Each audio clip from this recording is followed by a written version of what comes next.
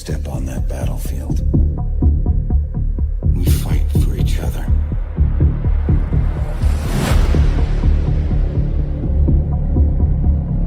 Which is why it's so hard to give up that brotherhood.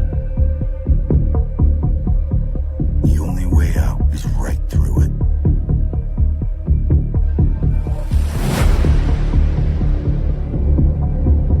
I'm not gonna apologize for what I did.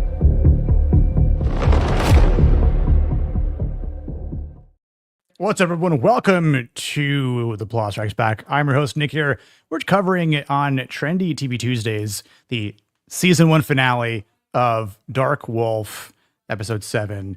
It has been a great show. If you've been tuning in the entire time, the last 7 or 8 weeks, I really appreciate it. Excited to jump into this one. Going to introduce our lovely panelists here with Papa Pumpkin and Gooch Prime. How are you gentlemen doing tonight? I'm great. It's always nice when a show, at the very least, like, I don't know objectively what the best episode is, but this is the most satisfying episode. This was fun. What a cool way to end a series with a lot of awesome action. And, you know, you've settled all the plot twists, so you're not trying to pull the wool over everyone's head. That's all been finished. It's like, okay, just how is it going to end? Right. And, it's pretty satisfying, I have to say. Yeah. I would have to agree. A lot of great action. It's just chef's kiss. Just beautiful.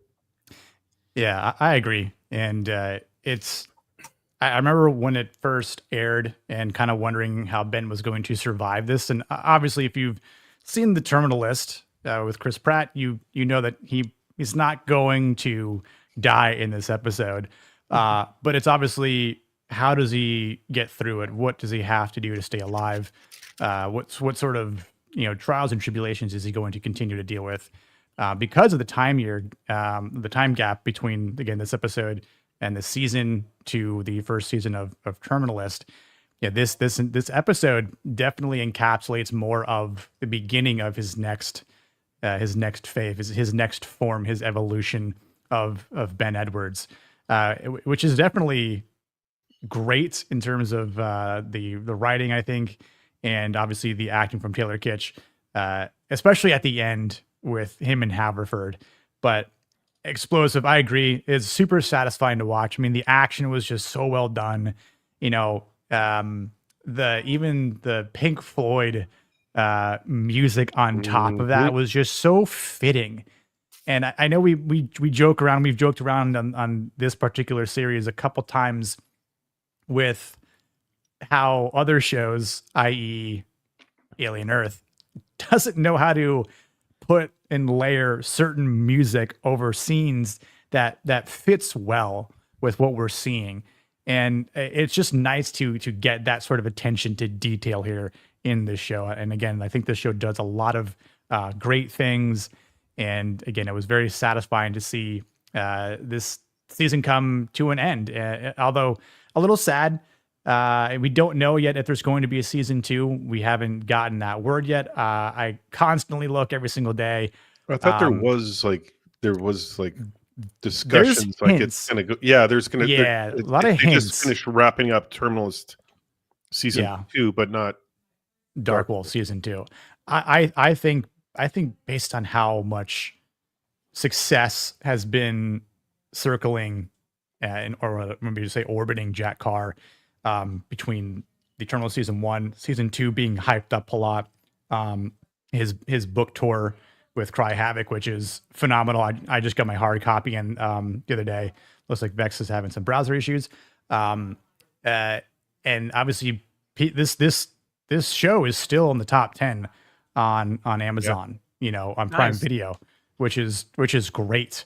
At least the last time I looked, maybe it was last week. I don't know if it's changed this week or not, but there's still people that I talk with that haven't seen the show yet. So I'm still recommending it. And if you haven't seen it and you're watching this, please go watch this show. You will not be disappointed. Even if you haven't seen the first season of the Terminal List, this still works well. Although in some cases, I'd maybe say go watch that season first. Some of us here on the panel have seen this show first before the Terminal List, and vice versa. but yeah, this is I don't really know what I would rate this episode or like I kind of flip flop in terms of what episode is the best of this season. But again, this was a really good finale, you know, and I think a lot of shows with shorter seasons especially tend to miss that captivating season finale. You know, we see a lot on these shows like on Disney, even on Amazon Prime. Some of these shows that have 8 episodes, they don't stick the landing. And I think with 7 episodes, it does fairly well. I would have loved for an extra episode, but I think when you're trying to maybe tell a certain perspective with Ben Edwards, and then maybe again you've got room to grow and room to provide more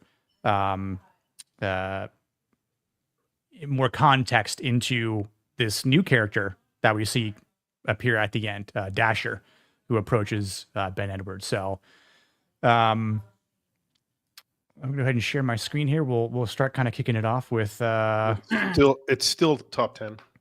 Is it really? Yeah, it's still top It's 10. deserved. Oh yeah. That just speaks volumes about it.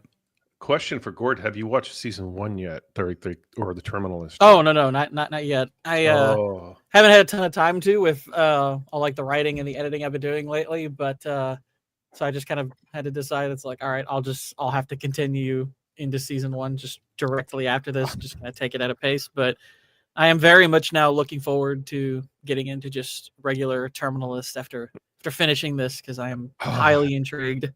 Season 1, I think Terminalist. I go back and forth all the time, but I have to go with Chris Pratt's season. It was just so well done. It was really, really well done. Although I love Dark Wolf, but yeah.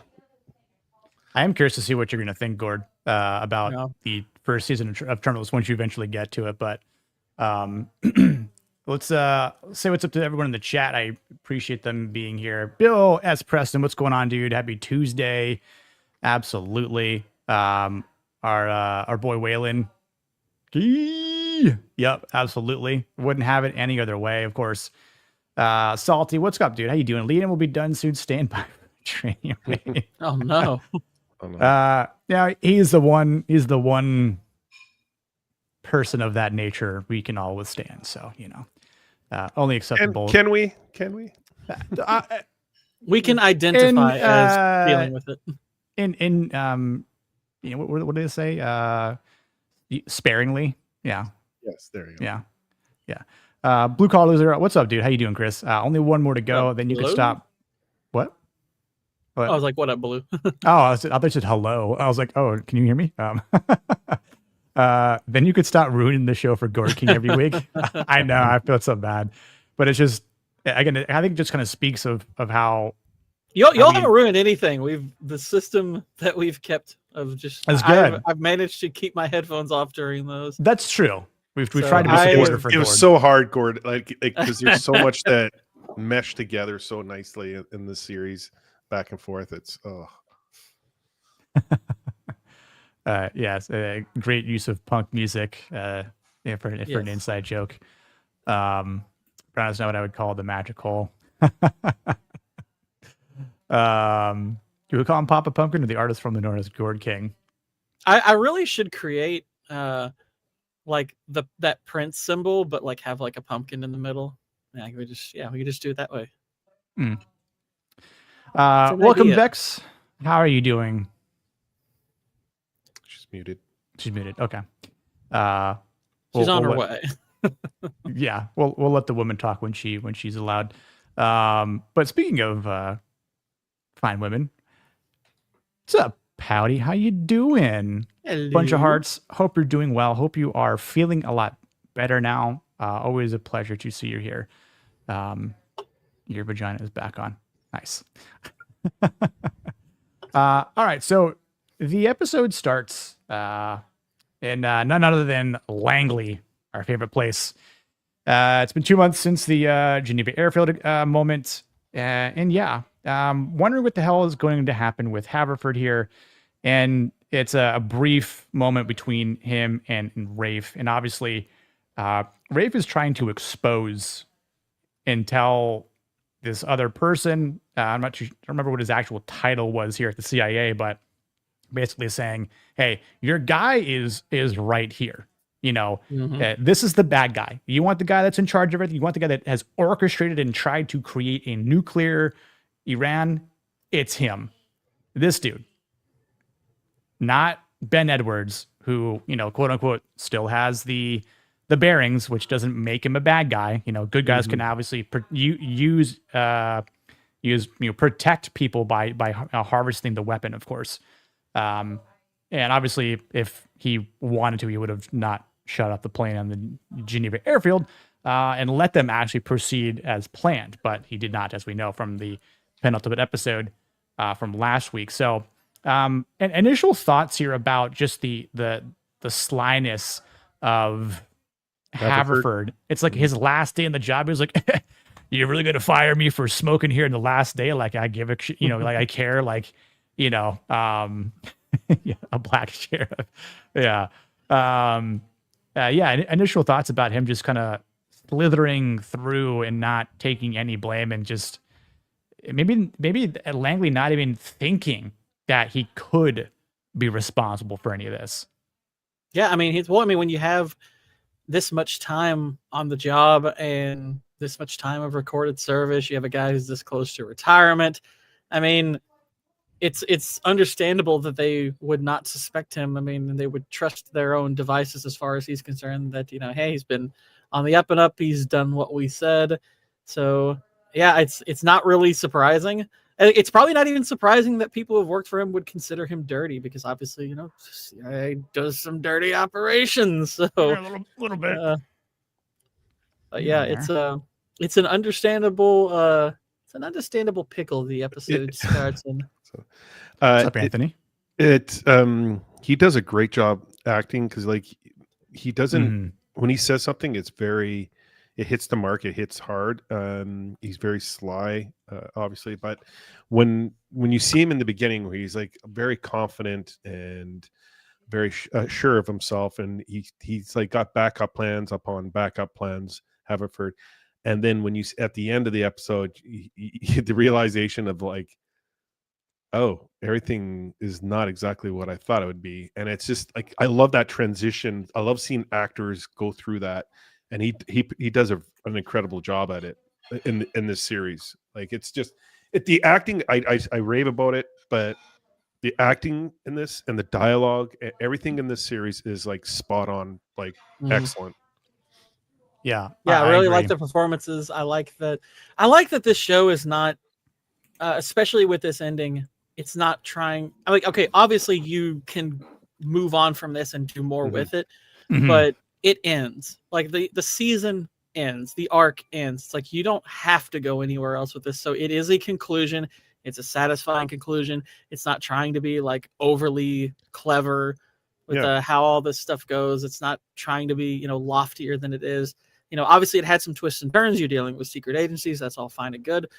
But yeah, it's not self-aggrandizing or anything like that. Like, this is it's believable.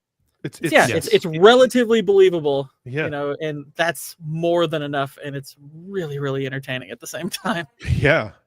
Yep. I agree. His name is Robert Wisdom. What a last name, Wisdom. I don't know if I've ever seen anyone else with that last name before, but yeah, he definitely has some wisdom with acting, though. He does a great job, as you mentioned, Girish. I mean, all around. I mean, and I think for even we have a still image of Tom Hopper here as Rafe Hastings. I never really cared much about some of his other roles prior to this point. Not to say that I didn't think he had any acting chops, but in other shows, I forget what movie he was in too. It just wasn't so yeah, he's a character, he's an actor. I want to pay attention more. Didn't dislike him, but he was never on my radar for like, that dude need to watch more of what he's in because he's got chops. Yeah, it seems like this one played into his strengths a little bit better. I mean, agreed. He's like the only other thing I mean, he's in Face Off. I don't remember him in that. Pink? I vaguely remember him in The Dark Knight Rises. He has a very small part in that. But yeah, wait, he was in The Dark Knight Rises? Yeah, he's like one one of the bridge captains. I think that Yeah, when the like a terrorists, background like I character. think the scene is like the terrorists are on the bridge, basically telling him, you're all not going to do a thing. You're not, like, they're kind of taunting them, and he's not quite getting it at first, but when they kind of lay out like this is what'll happen if you go against what we're saying, he's like, oh Well, crap, it's a very small part. He's also in Umbrella Academy, but like Yes. whenever you see him, he always looks like a boy in a man's body. He just looks like he's just in awe of the world, and he's just learning everything. In this, he actually looks like he's analytical, like he's like processing everything, like he's He's in control. He gets to show off his very in control. charisma. Yeah, and it's this is a different acting role for him that I really I dig a lot. Like It kind of like this almost feels like a Tarantino casting where, like, somebody unknown who's been in very small parts that are nothing like this comes in to do a reading, and you're like, you might know who he is, but then he completely just sells it in the like. I would be willing to bet this guy just sold it in the audition. They're like, holy crap, this guy actually really fits this real well, because I mean he's excellent. He's really excellent in this. If Hollywood has any wisdom, haha, pun intended, whatsoever, they'll look at this and say, we gotta give this guy more work, because he's 100%. really good. He's really good. 100%. I agree. Like as you mentioned, Gooch too. Like I watched the first season of Umbrella Academy when it first came out, just because I was kind of interested, and then obviously, it fell off after that. I stopped paying attention. I wasn't really intrigued by it anymore, for a multitude of reasons. But his character just looked weird in that show. I didn't really care so much about his maybe his acting chops, and I think I agree with you, Gord. It didn't really fit his style, right? His persona, really his strengths. Whereas this, I agree. He probably walked into it, gave that performance, and it was like, we might have like a junior Chris Hemsworth here, like on the up and up. We should probably give this guy more lead time. And we will be with season 2 of The Terminalist. No spoilers, but it's a great thing, because what we see him do in this show, in a smaller capacity, him getting more screen time and getting a more important role, is going to be great. Guy's an absolute unit. He's 40, doesn't really look 40, but no. If you told me he played a 28-year-old, I'd be like, okay, yeah, I believe it. Yeah. I was joking around the other day when I was at the gym, and I said in my Discord, I was walking around in the gym feeling like I was Rafe Hastings. I had an amazing workout session, incredible pump. I think it was when I deadlifted 405. I just felt like I could just rip off like anything strength wise. I was like, yeah, I'm gonna go home. I'm gonna pull the antlers off that caribou head. Yeah. Dude, that was me yesterday. That was me yesterday. I did the whole rack for tries at like super. What's up, Mads?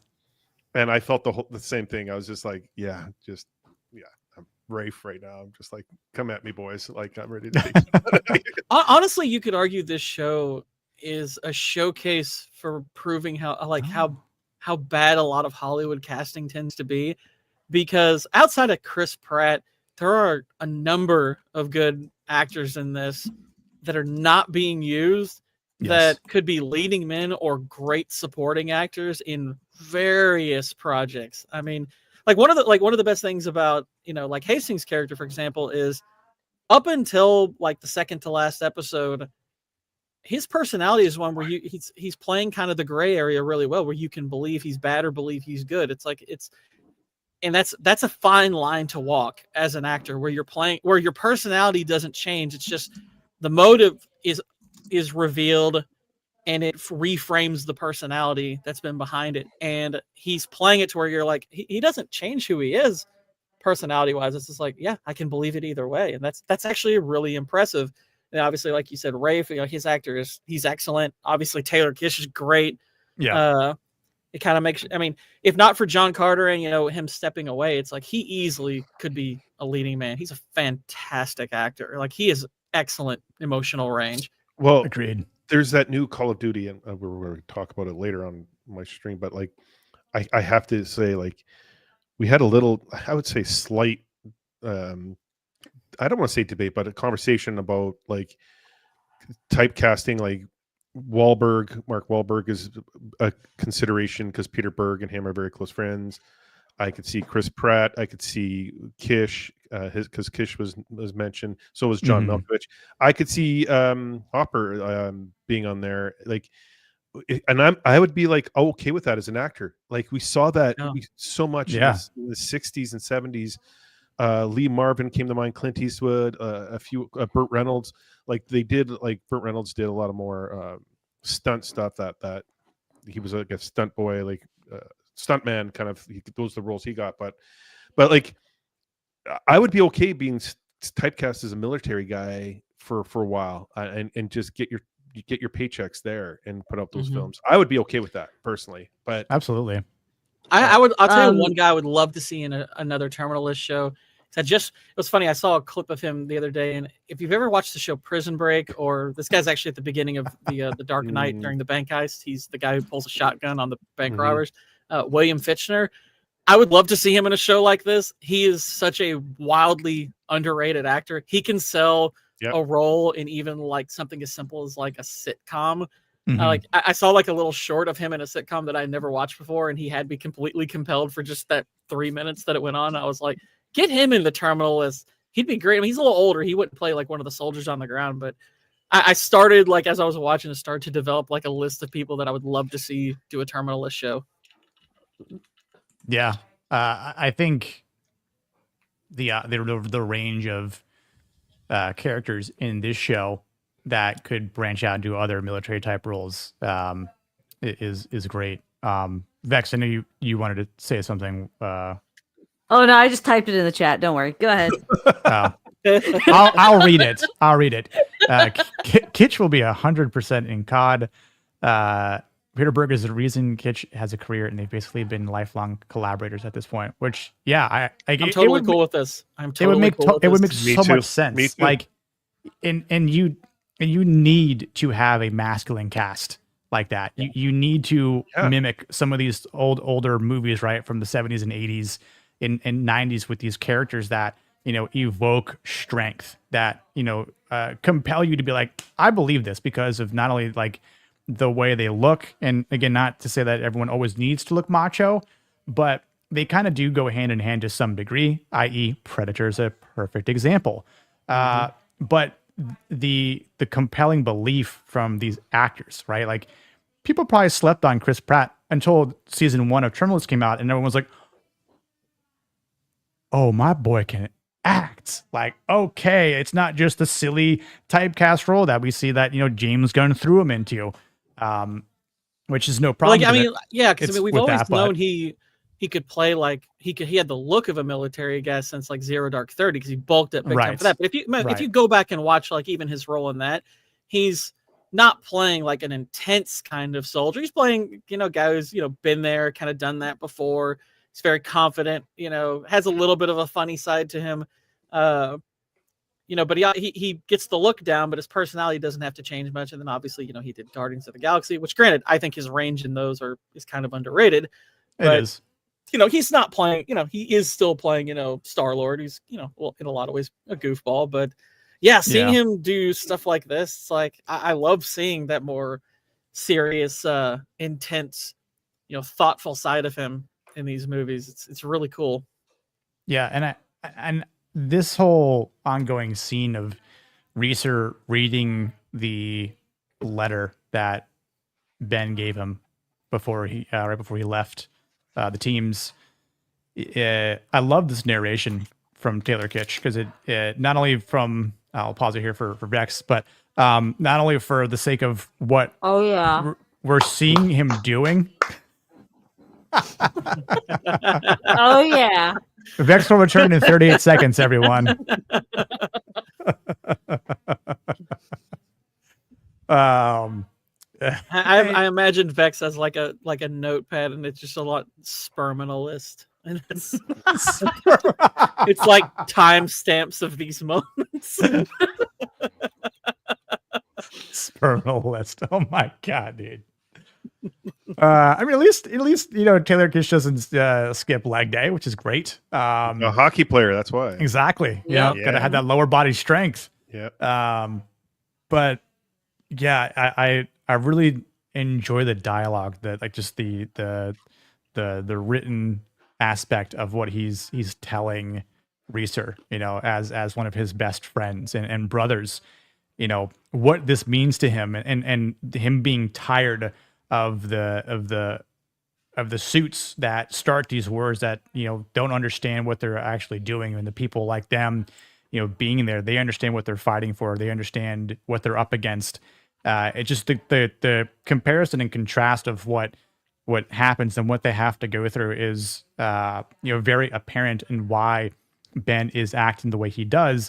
But it is also interesting the way we see Rafe handle it all as well, which is again the opposite, right? He doesn't believe he has to go down this route and steps away. But if it wasn't for Ben, then again, what would have happened? Would it had been up to Rafe to go ahead and snipe people out of the plane on the airfield at that point? Who would have delivered the bearings, as we were kind of what ifing last week? If the entire Charlie team left and they all stepped away, who was Haverford going to have deliver the bearings, right? If you have no one to do your work for you, who do you find at that point? Even if you found someone, I mean, yeah, I would have imagined maybe Rafe would have been there to kind of take them out.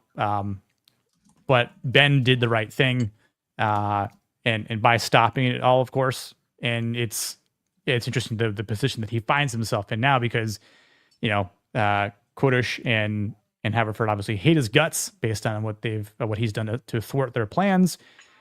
And so they send what was it, like an entire unit or squad, right? What he said, entire troop, like battalion after him. I mean, it was a buttload of guys.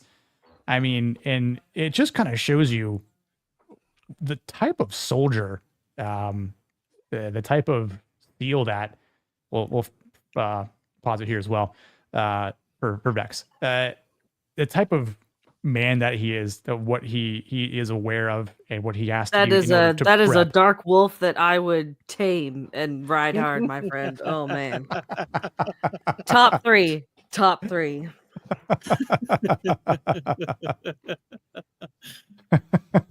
Only time a Canadian has ever been hot is Taylor Kitsch.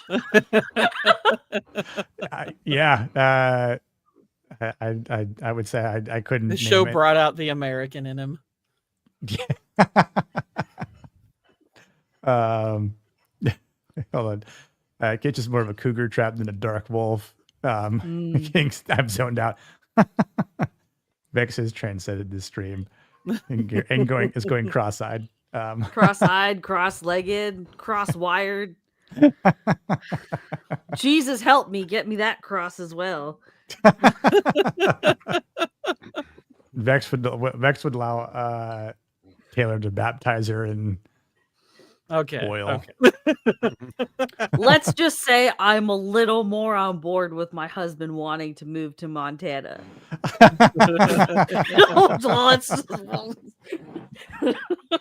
Change of plans. I'm not moving to Florida anymore. You're gonna ask for all these like really weird things when you go out. It's like, can we get like a gas generator? Why? It's like I just like watching them pull it. No, don't wear pants. Don't you wear pants while you wear boxers, please? Yes. Honey, I need you over here. I need you to dig a trench. What for? Just dig the trench. Yeah. Move these giant barrels around for me. There's nothing in them. It's okay. Just move them back and forth, please. Build a shed, but 100 meters away as well, and just walk back and forth to it.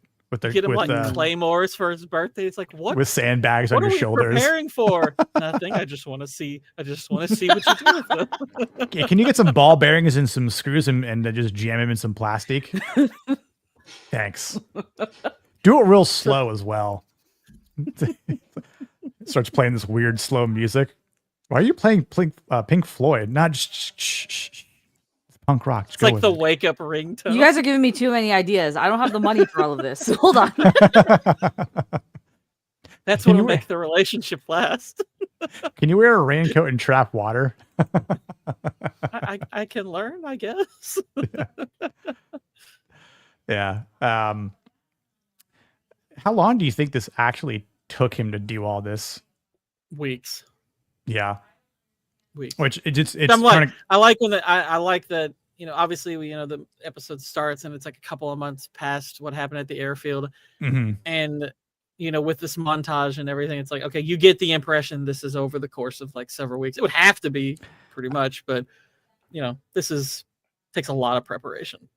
Yeah, I feel like it probably was meant to occur within that 2-month time frame. I don't know if it's like essentially in going back or if it's still just like an accumulation of that time to begin with and kind of That's I what I think assumed. Yeah. continuation from the up to that moment where we know Haverford's left the CIA and he's now like, all right, well, now that I'm out, need to put in that hit. And yeah, obviously we see more of it, but I also think it's pretty. Yeah, it's just kind of cool to see Reeser with the team here and Boozer, right? With 2 giant steins of beer, which is awesome. And he's continuously read this letter from Ben, and I think that is an interesting point because he's trying to, I think, grasp where Ben's mental is. And I think that some cases he's maybe not sympathizing with him, but I think there might be a little bit of empathy there too. Like he obviously knows it's bullshit from what happened to him in the beginning of the season with the whole algebra thing, and him getting his trident removed, and but I think he's also wondering how can I help him? How can I be there for my brother?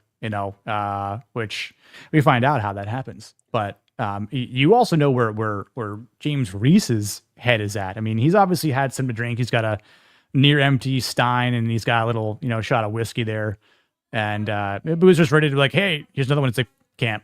I got to go. Like, this is enough for me. Like, I need to focus here and I think wrap my head around where my brother's at and what I can do to help him out. Right. And I don't know what your thoughts are about Reese kind of replaying that message over as he reads it and where like what his thoughts are about everything and what Ben has been going through and maybe like where he's at now, because it's been a while since they've actually spoken too. Well, that goes back to what I was saying throughout this whole season is that Ben, this is his family. Like I feel like he's come from a broken home. Like he's come from like a really horrible childhood, and that this is his family, and that he no longer has that. And in Reese, that's his boy, that's his brother, and reading that letter, it's like almost it's a cause for concern. You're going to be like, is he going to end himself? Is he going to be okay? Like, because like reading it, he doesn't want to drink anymore. Like he's in deep thought, thinking like, like what is actually going on with him? Like, because like that's a lot for him. He's been stripped of everything. He no longer has us, his brotherhood with him, which is funny because at the end of the episode, he says like the whole crew were here. They're here because of you. Like this to save your life. Which is again, when you see the first season, you're kind of like, fuck, man, like that's a lot. Like, because when I was watching, I was like, that's a lot right in that moment. So, and then again, when Reese is walking down and he gets the phone call, it's almost sounds like Ben is suicidal. Like it sounds like he's, done. Like he this is the end. And in a lot of ways, he pretty much is. He knows this mission is like, there's no coming back from it. I don't think he thinks he's going to make it out alive. He's just going to fight till the very end. If he makes it out, he makes it out. If he doesn't, he doesn't. So it's very impactful, this whole sequence, but this whole episode. Yeah, I agree, Gooch, and I think too, like even these moments with Ben here as he's going through and replaying these happier moments of him and his wife that he's signing the divorce papers, right after this moment, and it's Yeah. I think he is thinking that this could be it. I don't know how much time I have left here, um, but let me go back and replay some of these moments. I did enjoy, sort of like, man, I find myself backed up into a corner and like, what could have been, if I did just leave and not take Haverford's offer, right? While we were in Germany and on a layover, right? And it's like hindsight's always 2020. 100%. Well, and even after like this whole thing goes down, I mean, he's still kind of teetering between this life and the one you leave behind when you go overseas and you do this kind of thing. I mean, so he's obviously willing to let this go. He's I think he chalks this up as kind of a casualty to the life he chose. It's like, he's doing right by her. It's like, look, I'm probably not going to make it out of here anyway. So might as well sign the divorce papers and let her move on, right? So, she gets a notification from whoever. Well, and plus, if from he Lord loses, Ben, if he loses, the blowback could easily James. come back on her if he's, if he fails. Yeah, exactly. What's up, Zaxy? What up, brother? How you doing, man? What up? Miss you, bro. Bro. Hope you're doing well, Zax. Hope you had a good stream last night with Cinny. And I don't blame him.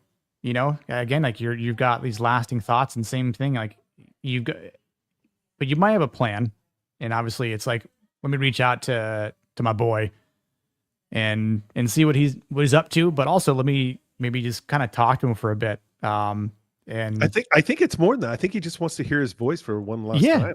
Yeah, that's what I'm saying. Like it matters, right? Like, if I don't hear back if I don't make it, just hearing, Reese's voice, and obviously, like, I think also him hearing Ben, that is, hearing Reese say that I've read your letter multiple times, like, spoke with Rafe, about what's going on, and I think it's also interesting too that Ben says, no, you want to go to Mo. He knows the whole story. Yeah. Talk to him instead, because he knows more of the truth than Ben does, because Ben walked away. So there's parts of the story that Rafe doesn't have down pat. So, and again, it's proper guidance. Like, he doesn't want to leave any true and real details out to Reeser either. So, and I think that matters too. Like, he understands. Oh, okay, well, gonna call this guy Mo and see what we can finagle and help our boy Ben out. But yeah, I agree. It's just one last time, because there's some sort of time constraint to that we see, right? That involves Tal here, while playing a game of chess and voice chat. I think it's kind of interesting. The Pirate King is his name, as what's your face always. Elise always called him Pirate, and then obviously Queen T for Tal. Not so like interesting moment here where he's requesting, like, she says she gives him like 15 minutes, and he's like, give me 10. Like, that's a long 15 minutes is long, and she goes, you only have 10, and he's just like, all right. Like, it's like, even that moment, it's like the writing's on the wall for him. Like, it's just like, he's just like, all right, if I make it, then I make it. Then if I don't, I don't. Like, it's like, can you get these people? It's like, can you do this a little faster? It's like, nope.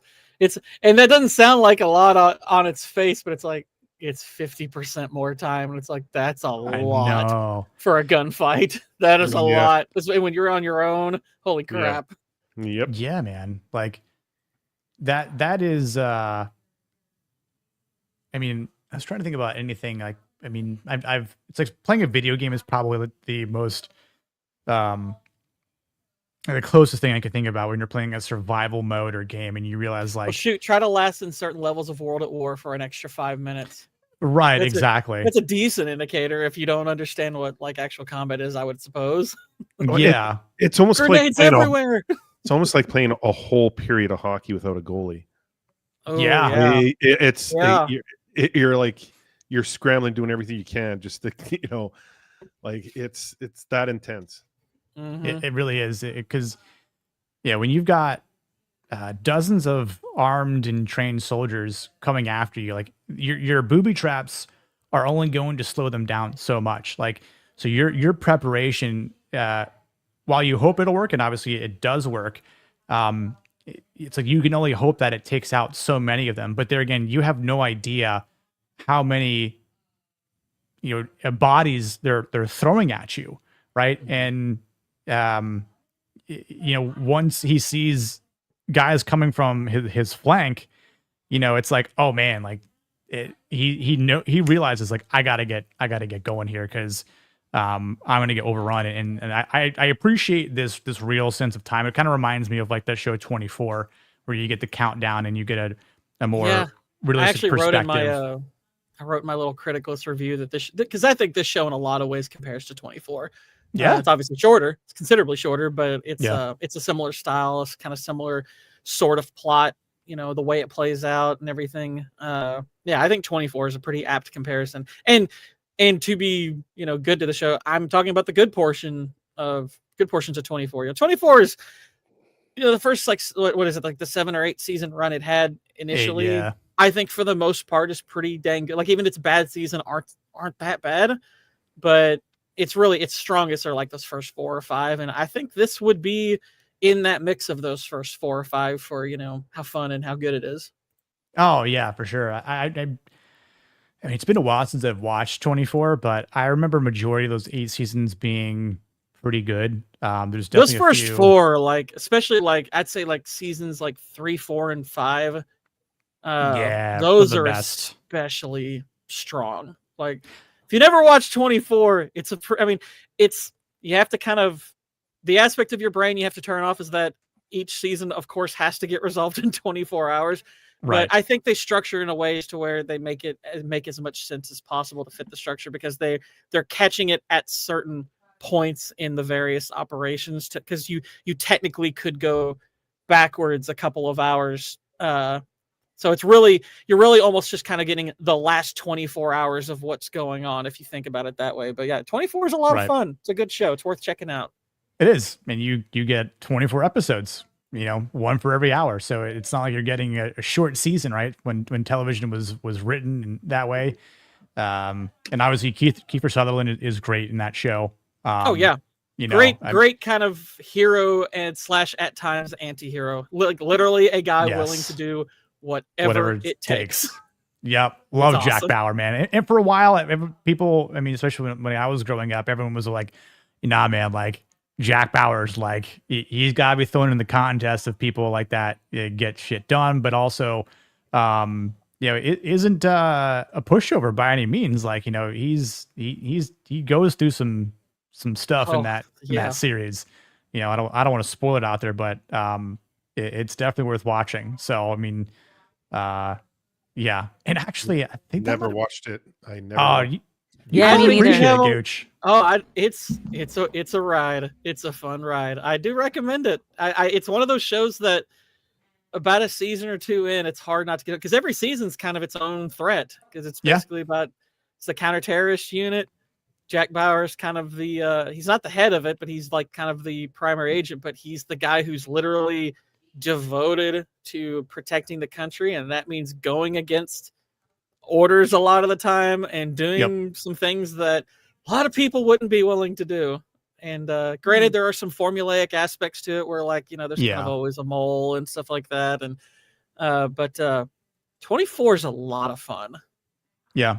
I think for those older shows that fit that criteria of having a lot of episodes in a season, having multiple seasons, going like on a nice run, like it's really Prison good. Break are kind of at the like the beginning hedge of like the golden age of television. Like they weren't quite in the same. I mean, they weren't in the same category as, like, Breaking Bad or like Game of Thrones when it was at its best. Yeah. But those were kind of the shows that were ushering that era in, because 24 and even Prison Breaks, its first couple of seasons, those are really good. and I believe they both aired back to back on Fox, Mhm. ironically. So Fox it's like, used to kill it with their Fox dramas. had great shows, I- man. Really, I watched did. Prison Break, but I never watched 24.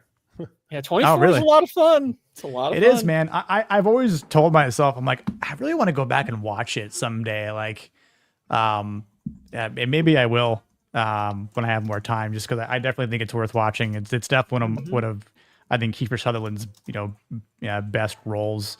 But yeah, definitely recommend that because I do see the similarities here, and even it's been less than like 4 minutes here that's passed, and it's like you'd be constantly looking down at your watch, going, "All right, how much time is left?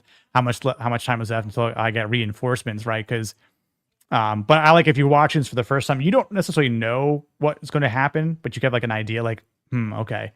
And just some of these booby traps that we see get triggered here is pretty great.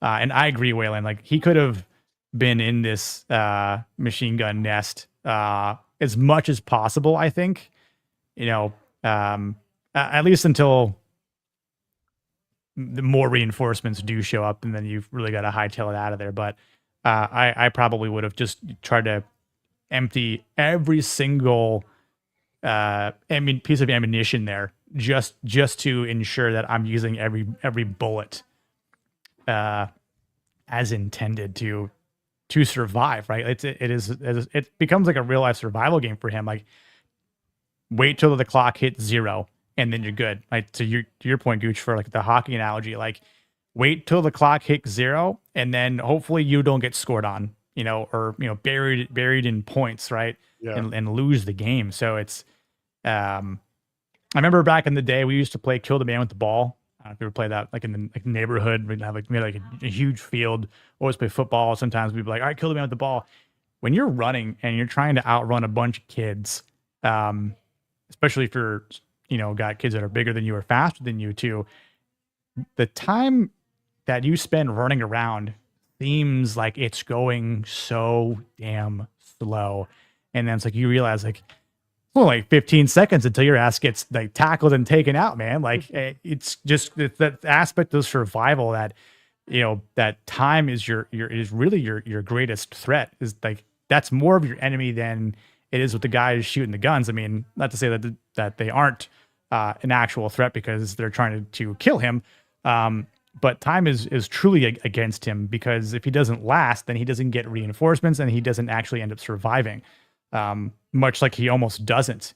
But yeah, the action here, man, it was just fantastic. I love this. Mhm. Very well staged. Yeah. Nothing too wildly over the top as far. I mean, like they build this up really, really well. But yeah, I mean, going back to kind of what you said about time, it's kind of one of the things I like when shows and movies do this kind of thing is they have an understanding that high pressure combat situations, generally time is always your enemy. Yeah. I mean, even like, real world examples would even come down to things like sports. I mean, I was talking to a friend the other day about like, it's like boxing matches and he was kind of wondering, he's like, how come, Floyd Mayweather didn't just knock Conor McGregor out? And I was like, because he didn't have to. There's no reason to. He knows that time was going to be Conor McGregor's biggest enemy in that whole fight. It's like Floyd Mayweather had no reason to change strategies that worked for him for, well over a decade. There's no reason for him to move in close to a striker when he can just wear him out because time is going to be the enemy of somebody who's not used to endurance. And Gooch had the analogy about, hockey, if you play too long without a goalie, eventually they're going to score on you. It's just kind of an inevitability. It's a far more desperate situation. I had a bit of a movie argument with somebody, regarding like a sword fight in a movie, and they were kind of miffed at a movie doing it too long. And I was like, do you have any idea how long an actual sword fight lasts? It's usually really quick. Those were usually very fast. They would not last that long. It's not like a lightsaber duel. That's all flash and fun. And I'm for that. It's great. But in reality, most of those fights would be very, very short because all it takes is one thing going wrong and you're dead. Yeah. So you get to a combat scenario like this, it's like every second is against you. It's just going to take one bullet hitting you in the wrong spot and it's game over. Yeah. Yeah, exactly. And Yeah, even then, there's a bit of a close call when he stumbles kind of into the cellar there, because you could Yeah. see the gunfire just chewing through the house. And I mean, this part was wonderful. I don't know what else to I call love it. I how mean, hard he like has to dive into into the it, yeah, stairs to get down. It felt like it added to the desperation because agreed. I mean it's one if that goes too clean, then it's just going to look way too cinematic. And granted, you could do it in a cinematic way that makes it fun and fine, but Sure. I just love how desperate and sloppy it looked. I was like, yep, that looks good. That actually makes it a little bit more believable. Yeah, I say it adds that, and it's just like a minor detail, but you know, I appreciate it because he's again he's trying to survive, and he realizes that any stray bullet that's coming at him could hit him in the right spot or the wrong spot for him, and like hit an artery, right, and he could just bleed out right there, right. So um, he has to just run and dive into it to escape a possible death. And I love the fact that he had time to do this, but the fact that there's a whole ass tunnel that just goes farther out in the yard or the property there. And just, we need more explosions like this again in shows and movies. I miss seeing this. And I think that was one of the things when I first saw this episode, I remember like clapping. So like this is just something that we need more of. And it's not so much just like, yeah, explosions are good, but there's a certain aspect to it that I think It is looks good. artsy. It's a Yeah. well-earned set piece. Yes. And that's what a lot of this comes down to is with military type shows and movies, you're gonna have your set piece moments. It's always best if you earn them. Yep. And this show, it built itself well enough to really earn this set piece, and it's a good one. It's a really good one. This is it's why, like I said, I'd probably argue like maybe the second or fourth episode is probably the strongest overall, but this one is the most satisfying. This is a really satisfying episode of television. I'm glad you said that because I've been saying that like from the get-go. The setups and the payoffs are just perfect in this show. They do it great. That's what I appreciate about this. Everything. They don't waste anything in this series. And they don't and it's perfectly believable that he would do this. It's like, yep. Oh yeah, 100%. It's like you have no trouble believing that this guy would pull this off if given enough time. He kept himself off the radar until he wanted to be on the radar. Yep. It was, yeah. I'm glad you said that too, because it's like, we're gonna fight when I'm ready to fight. We're gonna fight on my terms and conditions, not yours. And to the show's credit, also, just one other detail. Obviously, with the number of men that Haverford sent, he's fully aware that this is probably what they're walking into. It's like, look, this guy, he's a fighter. I'm sure that I'm going to lose some guys. That's why I got to have a lot of bodies for this operation. I have little doubt that he's probably told his men, look, I don't know what you're all walking into, but you're all going to walk into it, and we're going to overwhelm them with numbers. Pure and simple. Yeah, the text he sends like, "Give me live updates." Yeah. Okay. Well, it's like one of those shows. Like actually, no, it reminds me of it would be similar to in Independence Day. When they've all like the ships that keep getting taken out in the dogfight with the alien ships first arrive. They just start kind of keep going down off the screen. They're just dropping like flies. That's what this would be like. You just like, here's a grid of all the soldiers that you sent to take out Ben Edwards, and you start like seeing like 10 of them just disappear all at once. Like, what happened there? House blew up. What do you mean the house blew up? I don't know. A dozen claymores just went off as well. Took out half a squad again. Like, I mean, oh shit, Jim just got shot in the head. I gotta text you later. Yeah. That's awesome, Blue. I want to say I thought I owned them, but maybe I don't. I know I had them in a different manner of speaking. I owned them. But yeah, I love the preparation aspect, and we kind of mentioned it already, but yeah, and I just want to echo what you said, based on Haverford being in the business, knowing exactly who Ben Edwards is, and then of course as he's Ben being experienced as he is, he has to figure too, yeah, I might get 50 guys coming after me, right? More than that, who knows? Who knows what sort of cavalry that could have been sent as well. I mean, I'm surprised they didn't something like some sort of ATV or some sort of machine gun mounted vehicle, right? That really would have put Ben in an awkward position. But there again, I think he kind of was somewhat prepared for it. And yeah, like all this is believable, right?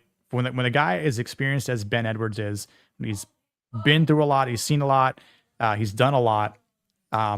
This sort of preparation just isn't something that kind of goes away. And obviously it starts to, he starts to have to retreat, right? If he's got a good standing right now. He's in a great position because he starts picking people off like, oh, we just lost Jim. Oh, we just lost Henry. But here comes the flank. And then Ben's like, oh, shit, here we go. So now I've got people, coming at me from my, I don't know, 3 or 4 o'clock. And I thought too, when I was watching this again, I'm like, he's got like 4 or 5 clips there, but he's not even able to take them with him. Obviously, he's got more planted just in case, right? But again, as we mentioned earlier, all it takes is that one bullet to hit him and slow him down, and didn't hit him. You can see it, right? Yeah, I kind of go through him. Didn't hit him in the spot or where he's padded, right in that sweet spot. Obviously, he's not going to drop him right there, but man, him running uphill up that little mountain is going to take a hell of a lot of energy. It's going to make him bleed more, and just for him to push through it. I love again just this small Nice attention little to details. there. Yeah, Oh, nice little God, detail there. You know who can't get this right? Disney Star Wars. Looking at you, Dave Filoni. Sorry, Rossi. But you can't even have a simple lightsaber be accurate. But Sorry, Rossi. Does Rossi like Disney Star Wars? he likes Dave Filoni. It's a flaw. Ew. It's a flaw. Ew. Yeah, it's kind of what happens when you short king. That's why you weren't. That's why God didn't give you more height, Rossi.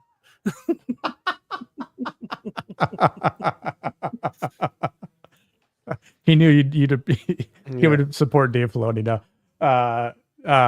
But yeah, no, jokes aside, like it's God's like, it's like, what can we give him as flaws? Disney Star Wars fan. Oh, well, how do we counteract that?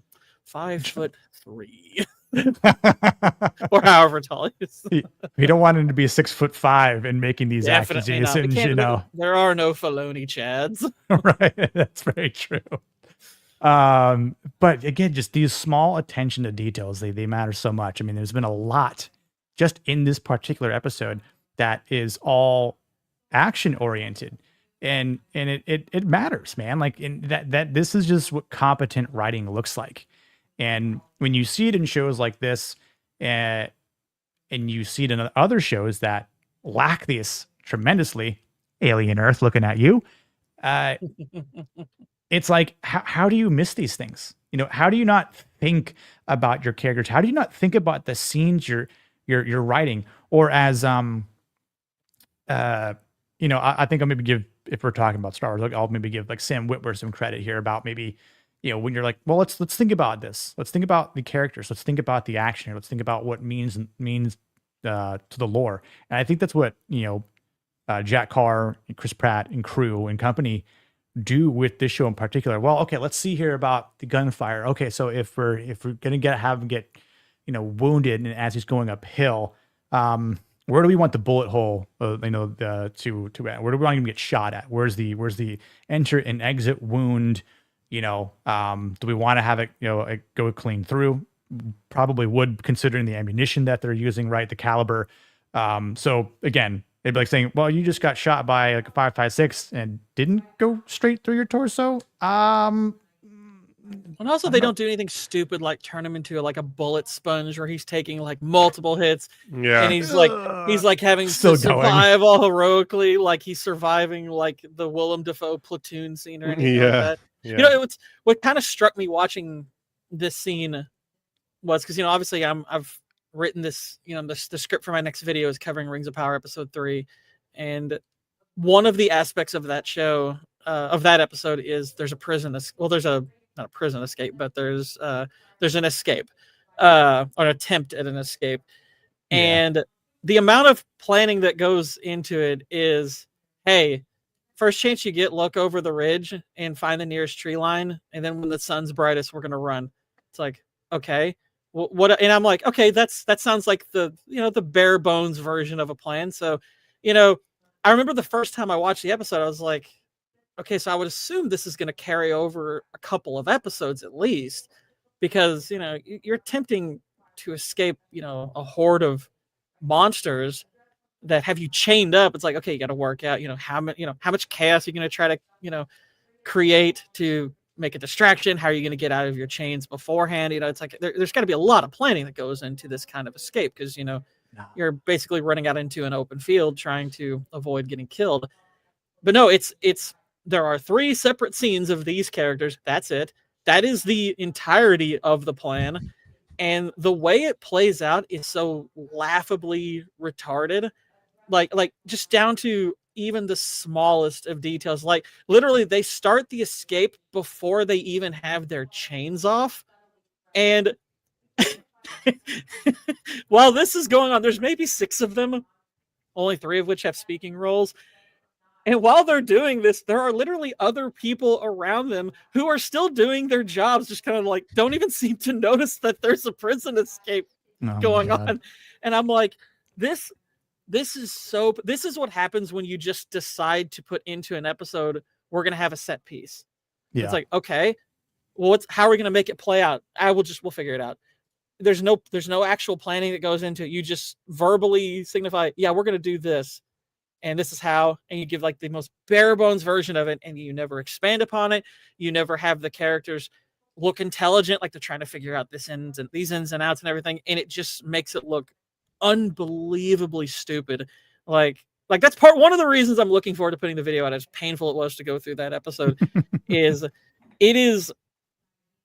might actually be the worst episode of television I've ever seen. And this show, I don't know if I'd necessarily go so far as to call it a great show. It's at the very least a good one, though. And it shows that you can plan a great set piece like this with just a simple amount of planning, showing a bit of your character, getting himself ready, show, they do the time, the time clock thing really in a really interesting way, in a way that makes sense. It's like they create these little ins and outs that make this whole setup relatively believable. And they do it over the course of just one episode. And it's because they focus enough attention on them. They build to it the correct way. And you've built a character who you can buy would be able to pull this kind of thing off. Whereas watching that show, they've had 3 hours to set at least one of these characters up, and just they accomplish nothing. They accomplish absolutely nothing. It is like the polar opposite of a well-staged set piece. If it would be hilarious if it weren't so painful. Yeah. And to kind of go with your point of why Rings of Power is trash in this show is a lot better.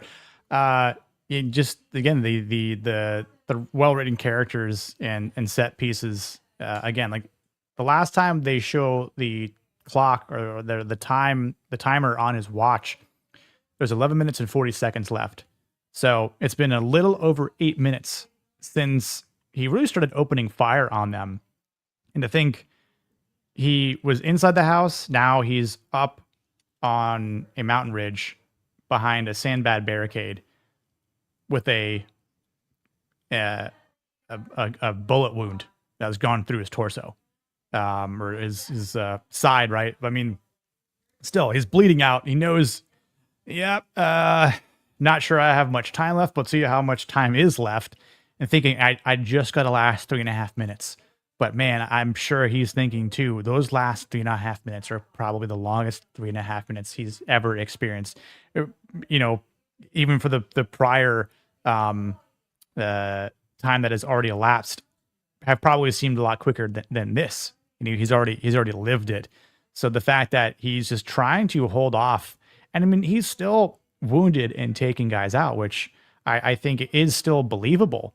And there is a moment that happens momentarily, which I believe it was Bill S. Preston that had said this was a correct way to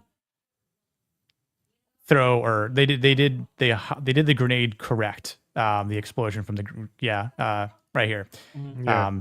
There's a The frag frag. grenade that used later in that fight explodes correctly, not Hollywood style. Again, attention to detail, because you've got people that Well, are you on this show that know a thing or two about throwing Jack grenades. Carr, Jack Carr, and Jack- everyone's telling. Yeah, I think it's everyone, right like, here that he does Mhm. it. So, yeah, like it's just again like you're expecting this giant Hollywood grenade. It's like takes out like 5 guys in the vicinity. It's like, No, not it's quite. more like a loud bang and a cloud, a little mini cloud. It's not like it's don't. I mean, it can cause Oh, it caused damage considerable for sure. does considerable amount of damage, but it won't be something where like the appearance of the explosion is going to necessarily match the damage it does. It's like it'll sound more eventful than it looks. Yeah, 100%. And lights getting a bit dimmer. And this is great. This is great. The shadow right here, the shadow of the hatchet, like from behind. woo! Yeah. Ooh. Oh, look at And that. that part, that part right there, like just it's Got my him. boy. It's my boy. Dude, when I first saw the axe and I was like, oh my God, it's Reeser, bro, I got so happy. I was just so pumped. I'm like, the boys are back in town Yeah. and they're about Hell to yeah. just wreak havoc here on these fools. Like, I have no idea what the frogmen are actually about. Like, and that also speaks a lot of volume. Like, you've got half of their squad. I think it's only 5 guys. I mean, 6 if you kind of wounded Ben, who's already taken out a ton of them already, right? Had they been there from the start, Oh, it would have no been, threat, no contest. Sorry, that'd have been it. They're like, all right, well, we're still in this house here, and y'all are probably gone. So now what? I don't recall. Did they clarify who Haverford's men were? Were they like PMCs, or were they part of like a group? No. I mean, I would assume they're not official like CIA, because that would probably be on the record. Iranian. Yeah, so they're the Okay, Iranians okay. from Yeah. Qudash or It's whatever part- his name is. Yeah, I guess I wanted to make sure, because I know that I've listened to a couple of like military guys, like them talking about like the strongest like sections of military, like obviously like Delta Force is kind of like one of the ones you put up the top, but they're like, I think it's like there's a group in either the CIA or like Secret Service that they even put above Delta as like being the scariest group of all, like the one that actually can pull off the most stuff and whatnot. And I was like, okay, I would assume it's not them, given the ease in which, Reeser and his guys take these dudes out. And plus, it wouldn't make a lot of sense for it to be those guys. I mean, that's like presidential clearance probably to use those guys. Yeah, I think you hear them speak Farsi at one point too. Okay. But there again, like I'm sure it's like a conglomeration of Haverford knowing about what men Koresh has at his disposal, right? Like Koresh is probably like, okay, hey, our friend's back. Okay, how many people do we need to send after him? And Haverford's like, as many as you got. Just send them all, or a good portion of them, right? And we'll see what we can get. I mean, yeah, because it's like, what are you gonna? You want those bearings so bad, right? What are you gonna do to get them? You're not gonna send a dozen guys. You're gonna send 8 dozen guys or whatever it is, like the exact These amount. lifesavers. We fought for these lifesavers things here. Yeah, the Yeah, the Yes. lifesavers. Yes, you did. Yes. It's so funny though. And yeah, I mean, Ben's like just a moment away from going, but it's like one of those guardian angel moments. I feel like, and you're just kind of like seeing like, is this real? Like, is this Reeser? See, this is where I'm like, if I was like Paramount, I would do everything I could to try to get Jack Carr to come over to Paramount. Him to swap over from Amazon. Yeah, I would do everything. I would throw so much money at him and just say, "Hey, you got run of the mill." Now that especially Sheridan's gone, I would just Yeah. that, and the writers, like if you could, like if I was Paramount, like because they're trying to steal as much as they can anyway, and sign Yeah. everyone. So that's That's the key demographic I would be going after, because these writers, like, man, They're doing a excellent. way better job than most of what we got out there. Yeah, well, exactly. Just the dialogue alone that they're putting in there is so. I mean, I don't know how much ad lib there is in this, but I would assume there's a little bit with Probably. guys like Pratt and Kish, and Mhm. but the writing, man, like I'd be actively going over there and try to steal some of the talent away. Yeah, it would be a smart thing for them to do, you know, and I think if it's a matter of whether or not this crew here feels comfortable at Amazon, or who knows really what their actual Well, deal is, but they're doing Call of Duty through Paramount, so like if I was Paramount, I would be like, sign Chris Pratt to a lucrative deal, sign Kish, sign those guys, sign Peter Yeah. Berg, sign those guys to, like, you bring that talent there, you're gonna have some unreal movie and streaming content. Like, people love them, and this is like I said in the beginning, guys like Lee Marvin, like my dad and everyone loved watching Lee Marvin, Charles Bronson, those kind of guys that just did the same kind of roles, but they watched them over and over. They loved it. Then you had the guys like Clint Eastwood and Reynolds, and you had those guys that just kind of always did kind of similar roles, and people just went in droves and watched it. That's what's coming back. That is what's coming back when you have someone that fits that pocket perfectly, nice and snug, Mhm. and does an exceptional job in it. That's where you need to, like, just hone in and just sign them and get them to do that. Like, I mean, actors are finicky. They always want to do something artsy or do something romantic or whatever. But Yeah. I don't know. Chris Pratt's the type of guy, I think, that's just comfortable doing that. Like, same with John Krasinski. You get Mhm. him coming in doing some of this stuff too. Like, man, Yeah, I agree. And my hope, to me, like the best outcome for a Call of Duty movie is, number one, obviously, like if Peter Berg has the control to do something simple, efficient, and solid, he could simultaneously shame other video game movies while also shaming the Call of Duty franchise for becoming what it has become. That Yeah. is, to me, like the best possible outcome. Yeah.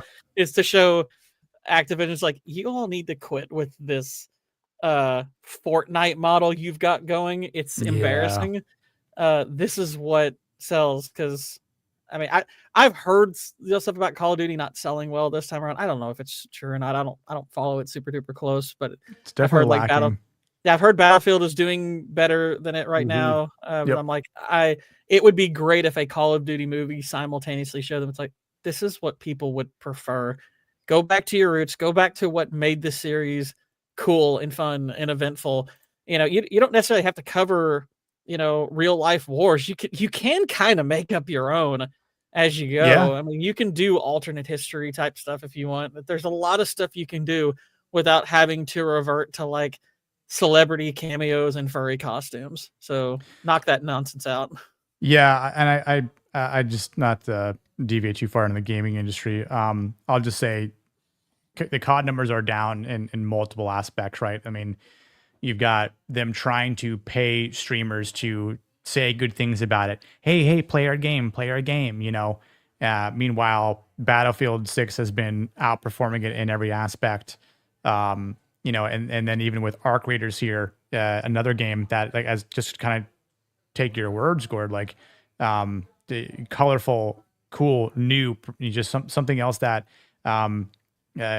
gives players and people something else to latch onto and appreciate, especially from like a shooter game. But, and granted, Arc Raiders is a completely different type of game than Call of Duty. But yeah, like, people are tired of the same sort of slop, even in video games. Much like we're tired of the same sort of slop in TV shows. You know, we want to see shows that do a good job, right? Like this show does, and other shows out there too, of this caliber and above. Much like gamers want to see the same thing in video games, even if it is the 6th or 7th rendition of said video game. Like, you know, create original stories, much like they do for shows, but create original stories for video games as well. Like, yeah, like but don't modernize it and we don't care about real life people, in these video games. Like, you want to find someone that's got of likeness, sure, whatever, but you can just find a bunch of nobody people out there and just use them, as a character in the game, right? Like, that's totally fine. They did that with Call of Duty Modern Warfare that came out in 2019, which had a really good, I think the last good campaign of Call of Duty in recent years. So, there is a way to do it, right? Much like in games and just TV shows and movies, right? I think there is some good interconnectivity there between writing a compelling story and then providing, dialogue, characters, plot, arcs, themes, set pieces, even in video games. But yeah, and humor, whatever small tinkering things you want to throw in there as well. Like look, here's some lightsabers, which, yeah, I remember they would either be coconut or lemon, if I remember correctly, depending on the lifesaver flavor that you were eating. But yeah, coconut, yes, yeah, yeah, I agree, Waylon. It was the last kind of Call of Duty. Yeah, that was the last good one, and they didn't build anything good off that foundation, unfortunately. Just make up places, right? Like, you don't need to say this is a relocation, right? Like, it's like why I think for Verdansk was a great idea. It's like, it's not a relocation. Like, you're not going to use Tel Aviv in a real video game, and then just we don't need again, the escape of realism. That's what matters. That's what pays off in the end. That's what makes a compelling story and what makes people appreciate playing a game, watching a show, watching a movie. And obviously there are war movies that were military type movies, right? Zero Dark 30 as an example, right? That are based off of real life, true events. Some people don't say are truthful. Benghazi. But it does mean something about other movies that either take characters that we might not have heard about, like I think American Sniper is a good good example, or just a story that is based off of World War II but isn't really depicting a real life character. Saving Private Ryan is a good example. I don't care that Leon hates that movie. It is still a he's wrong. Yeah, it's still a great movie to watch. So, but that's why he has bad takes. I do have to get going. Dip. Yeah, but what do you think about about this episode overall, rating wise? Maybe this is an 8.5 out of 10 for me. This is what you want for finale. You walk away from this with a smile on your face, and you're like, "Yep, this is a good series." I've watched it like 3 or 4 times. Like, yeah, Sam. Yeah, it's so good. Yeah, it's very good. Very enjoyable. I can't wait I know they wrapped up season 2 of Terminalist. I'm excited for that. I'm really excited for that. So yeah. But, I'll be in Late Night with Gooch about an hour and a half. So tune in to Gooch, and I'll see you then, my brother. See you, bro. See you, Gordo. Take care, guys. Later, man. Raise the Stay magic Gooch. Stay Gucci. Yeah, I think this is kind of a bit of a funny scene. How Landry kind of feels butthurt. It's like, oh, I didn't get any action. So you want some action? Okay. We're gonna have you massage a man. Just a couple rubs. But then it's okay because you can slit his throat after this. You ever played the Agent 47 games? You're gonna do that. Yeah. And there's you're talking about a game that could make an awesome series from. It's Hitman. Oh yeah. I really wish they'd do something with that because Hitman could be a really good series. I agree. Yeah, find the right character too, and then just again. Yeah. Telling you people out there, if you haven't played the World of Assassination trilogy, you can sink hundreds of hours into it and have a lot of fun. It is deep and entertaining, and it's a fun story, but also lots of recreational fun you can have with it. Hmm. Yeah, it is a good series. No, we didn't, Waylon. Stop it. We did not get 2 Hitman movies. We got 0 Hitman movies. I mean, granted, we did get really hot Olga Kurylenko in one of the fake Hitman movies, and that's great. Yes, But yeah, and she's great. Again, some of these, this scene in particular, right, is as Mo says, this is for Eliza, because obviously, how fitting is it? Even though we know that the bomb wasn't meant for her, she was just the one that was unfortunately driving that day. That look that Mo gives him right there is so menacing, like in just like this revenge type of way. just gave him a little stare in the eyes. I would have gone an extra step further, and for the humiliation of it, I would have put the bomb in a Hello Kitty lunchbox. That's just me. Show him to Hello Kitty. The hell is that? Put it on the top of his car and then speed off. Yeah, like That's how I do it. a Hello Kitty bomb. No. Yeah.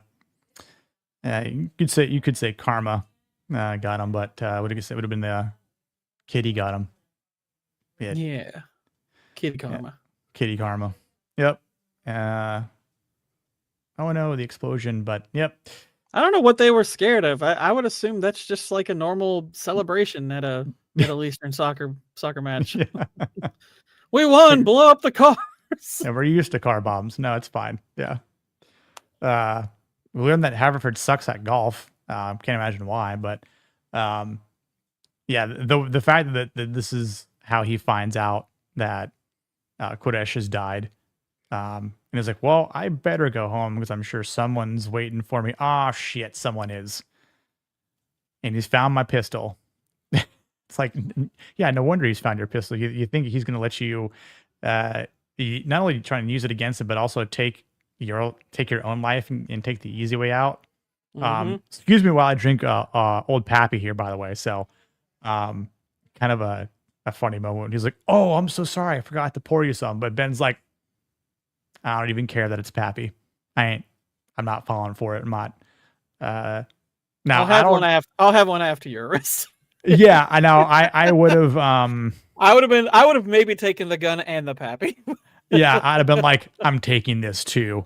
Like, you won't. It's like it's gonna go to waste. Like, you're not gonna be drinking it when you're in prison. So, yeah, exactly, Wayne. Like that is a absolute waste just to let stay there.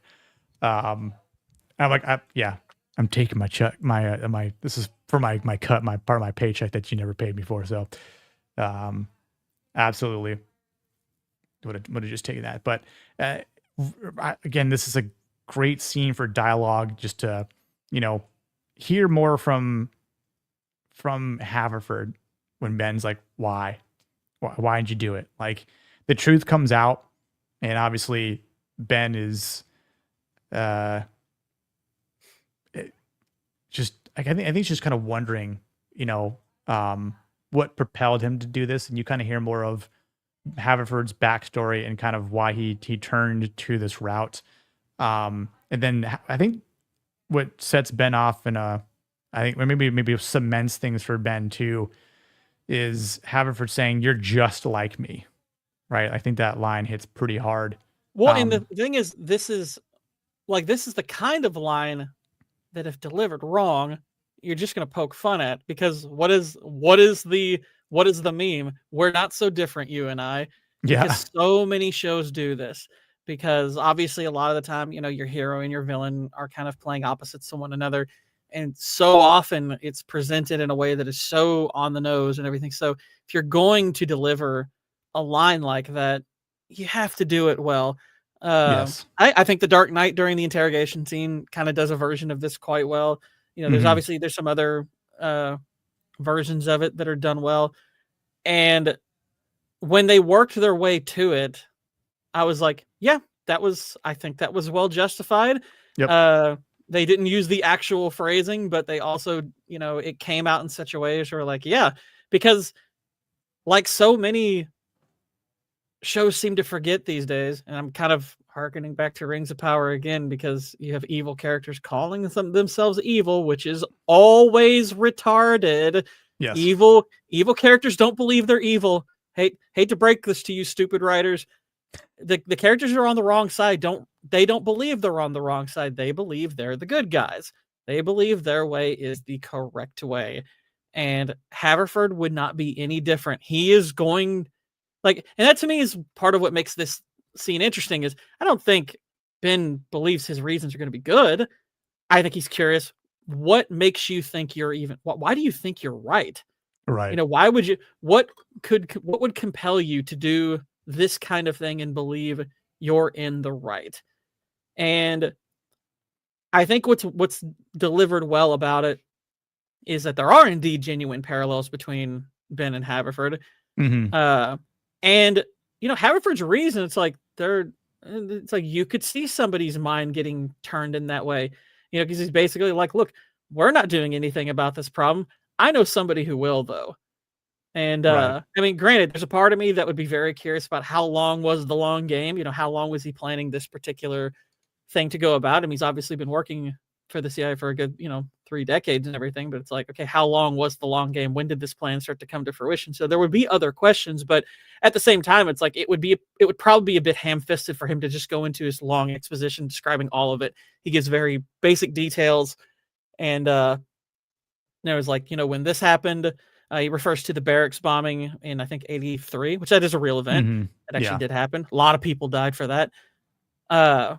He gives a reason, and there's a bit of insight into where he would be like, yeah, I could see how something like that would change a man's perspective. That he's like, hey, if we're not going to do anything, I'll force the hand of somebody who will. And we know if Iran gets nuclear capable, we know Israel will want to do something about it. So I'll Yep. have them do something about it. Like and I'm like, yeah, that actually kind of makes sense, actually, because that's Yeah. almost certainly what would happen. Yeah, exactly, 100%. So I definitely think what he said wasn't particularly wrong. I mean, the fact of him doing it is wrong, but you know, I think for him saying, you're just like me, I think Ben, that definitely puzzles Ben for a bit. I think he's kind of wondering, am I though? Because Haverford also says, I recognized who you were, and what you were about, which is why I tried to take you out. That bomb was meant for you.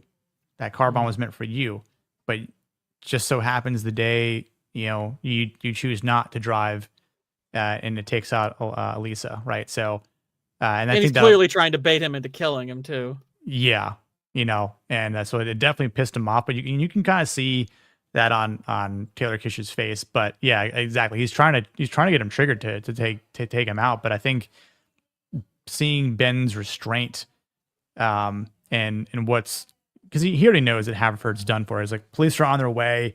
I just got to bide some time, get more Yeah, information. and it's one of my, like, outside of the actual fight scene, it's probably my favorite aspect of the ending. Is Yeah, this allows Ben to illustrate the difference between himself and Haverford. Is like, yeah, I could, and there's part of you that doesn't know whether he will or won't kill him. Like when he's in the room with him, I mostly expected him to kill him. That's what I figured would happen. I thought this would happen too the first time I watched it. And I was like, oh, Haverford's about to get blasted here. But sure enough, it doesn't happen. I'm like, wow. Oh, all right, Ben. That's the higher route. Again, like if it were Haverford in the positions were placed, Haverford would have killed Ben, but he doesn't, or like Ben didn't. So it's like, now he's not like Haverford.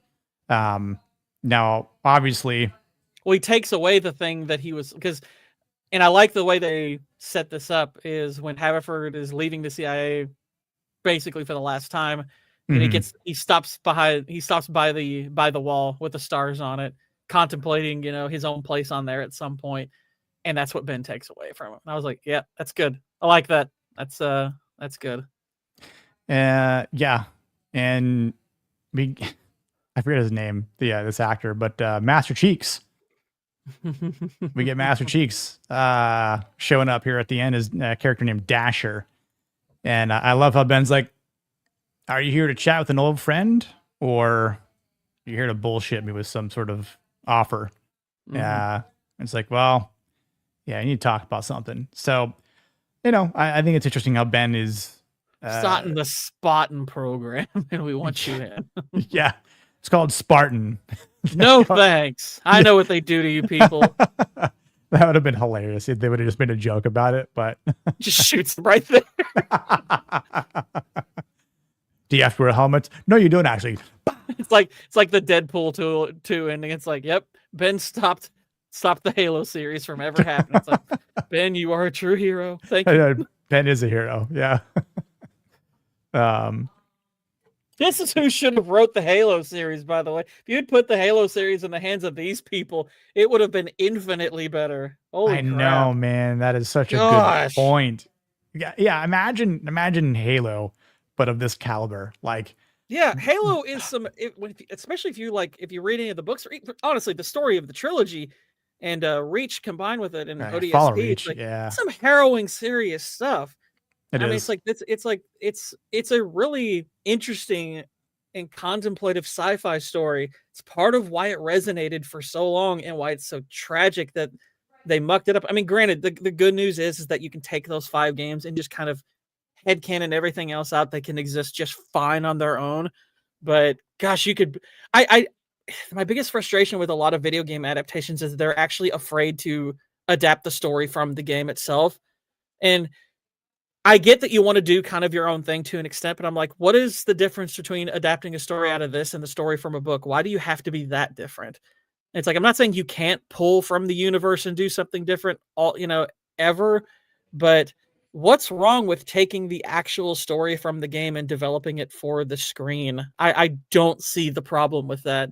Yeah. I mean, because And- because let's be honest, the story presentation of a video game is generally speaking very different from a movie. Like, I can understand the reason Yes. behind doing something like that for like Uncharted, because Uncharted is a very cinematic game, but why they've always strayed so far from something like, say, Resident Evil, for example, it's like, you don't have to stray far from the Resident Evil story. You can retell the Resident Evil story from the game. You can retell Mass Effect from the game story and condense something like that down. It's like, you don't have to go completely into left field and hope you can extrapolate a good story from the lore. You can actually stick to the story and just adapt it a little bit differently.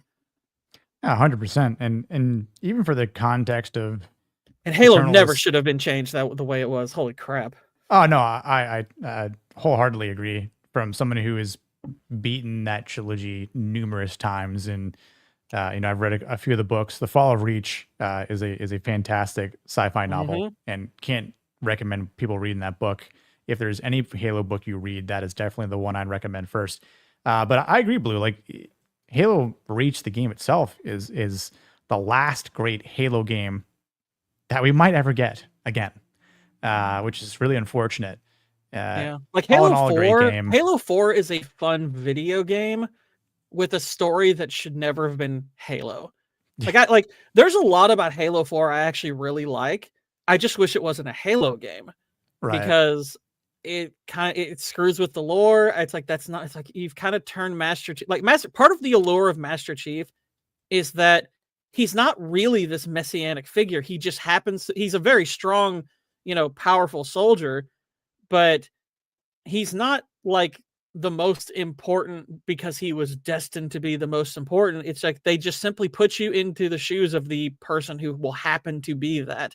Whereas once you get to the later games, it's like, oh no, he's kind of this, borderline messianic figure. So, and Cortana kind of is, and they do all this weird stuff. And I'm like, you should have just made this like its own series completely, because you could have done something with that and it probably would have been more interesting. You just don't attach it to Halo, but like, and it sucks because like I think the gameplay is actually really fun. I think the music is great in Halo 4. Yeah, but no, it music's just good. story doesn't feel like Halo. Yeah, I agree. And I guess it's always kind of good to see certain actors that have been in unfortunate shows. Like, I'm forgetting his name off the top of my head. Master Cheeks. That's I'll all call that him matters. Master Cheeks. Yeah. But again, like, I mean, if they do season 2, I would expect to see him in it, and then maybe he'll have a better role, better performance. But I do think it's interesting to see another character from Ben's past come into the present, and it's like, hey man, look, we're the same. He recognizes that Dasher's missing ring on the figure, and he's like, yeah, I guess apparently they expect you to come home every so often. So it's like, oh, Ben can relate to that. But also, I'm trying to recruit you because I think you'd be good for this, this role, this opportunity here. Here's my business card. And I mean, they make fun of the officer, and it's like, yeah, he's a good guy. It's like, yeah, aren't they all? Because it's like most officers have some sort of agenda, or they're not entirely good and pure and have the best intentions, especially in the CIA, right? So there's probably some sort of masterminded scheme there. But it is interesting that Ben kind of thinks about it, right? And I think it's interesting too, just as a maybe a side by side of Ben's history. If you look at him being in the teams and seeing, Alpha Unit there with his Frogman brothers, and this calling card that he does take the opportunity with, right? You can see all the guys he's served with, and then you just see this: we deal in lead, friend. What a card! Like, just the fact that what it could mean, the different possibilities of a sentence like that. It is just, I don't know, well crafted, clever.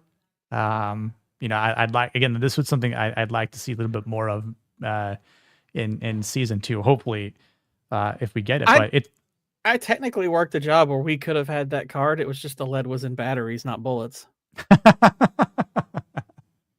Yeah, it is exactly. True. That was actually probably the most dangerous job I ever worked, I guess, because we had to wear like respirators. Pablo Schreiber. We had fire drills every 2 weeks because batteries would semi-explode. Oh, geez. Batteries, really large commercial batteries, tend to explode often. It's kind of crazy. Fighting vampires. I remember he's in The Wire. I mean, great in The Wire. Wire's one of the best shows of all time. But yeah, I know people haven't seen The Wire. And I'm like, how? I know Halo 5 has issues. Trust me, I have to admit the entire campaign is 4-player co-op. Man, me and somebody's got some pizza and shots is fantastic with your friends. Yeah, Halo 5 is fun gameplay. It's just a stupid story. Enjoyed the multiplayer. I went at it hard and got into Onyx ranking and then stopped after that. But story was not the best whatsoever. I do think it's interesting here too about him being the polygraph and the fact that he's getting some just like deception. It's like talking about killing Al Jabori, right? He's like, I took that as he's lying to himself. Yes, I'm glad you said that, because I think he was lying to himself there based on these flashbacks and what we're seeing, like him saying like he was a cancer, right? Yeah, he has no problem admitting he killed him. Yeah. But I think the conflict internally was it murder? Mm-hmm. Yeah, and obviously being truthful about shooting and killing German allies, right? I mean, it didn't know, of course, but same thing about the question with, did you hand over nuclear material to the Iranian government? Willingly. Yeah, He willingly. Said, nope, not willingly. Like, nope. And I was like, okay. Just had to Which ask, is true. though. Like he didn't. It's true. He didn't do it willingly. Yeah.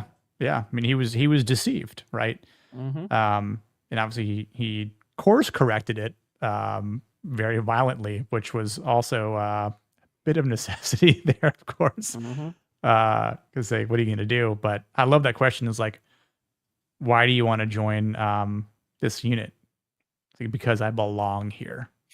So I'm like, that is an acceptable answer, sir. Congratulations. As well as, and the last question is like, do you mind working with like limited oversight? And it's like, it's preferred. It's preferred, yeah. I'm like, who doesn't, man? God. Micromanagement is bullshit. Yeah. But yeah, no, this is the last frame of season 1 of Dark Wolf, and again, just seeing more into Ben Edwards and what this season means, what his character means, and obviously when you go back and watch season 1 of The Terminalist now, and seeing how his character responds again, like what happens in those 5 years, or maybe a little bit less than 5 years, but still enough time will pass for Ben to evolve more as a character, as a human being. So that's why I hope we at least get one more season. I think one more season wouldn't hurt his character, especially as it leads up to maybe the events of Terminalist Dark 1. So I think, again, there could be things that might, how can I say this in not a spoilerific way? I think it'd be really interesting to see how Taylor Kish would respond in an acting sense, but also kind of like what we would see from Ben Edwards as a character too. Just how it would certain decisions would affect him, and how the way he plays the character and how Ben Edwards is conveyed to us, what the events leading up to that would actually mean. Like, it's like adding more weight to it, just adding more emphasis. Now that I think it needs it, but again, I can't say I don't want more of this, because I do. Yeah. If you deliver this type of season again, like, and you just stop it at that point, great. Because we have other shows in the Jack Carr universe, right? That are going to continue with Terminalist. I hope we get a Cry Havoc spinoff with his latest book that takes place in Vietnam, which I wondered, again, after this episode, hearing Haverford mention Vietnam, I'm like, I wonder if we would see a potentially like younger Haverford in that show. I don't know. I haven't gotten to the part. I mean, listen to the book. I haven't seen anything alluding to him. So he might actually be in the book, or there might be some sort of correlation to him in the book, which I think would be just great planning and then just world building from Jack Carr as well, which I'm like, man has a plan. Imagine that. You're building a universe and you have a plan. Crazy concept. Does this mean we got to go back to watching bad shows? I think the next one on the docket is Fallout, so yes. Yeah, Fallout 2 is going to be like that Alien Earth, like controversial, Fallout's one I almost feel guilty about, because the first time I watched it, I was like, oh, yeah, it wasn't bad. Then I rewatched it, I was like, oh. I was in that same camp. I'm like, I actually thought it was good.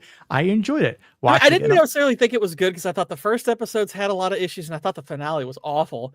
Oh, but yeah, no. It was solid enough throughout on the first, which I was like, yeah, okay, it was fun. There was a lot of cool stuff. And I rewatched it, and I was like, What's up, Shitwall? oh, this is so many issues.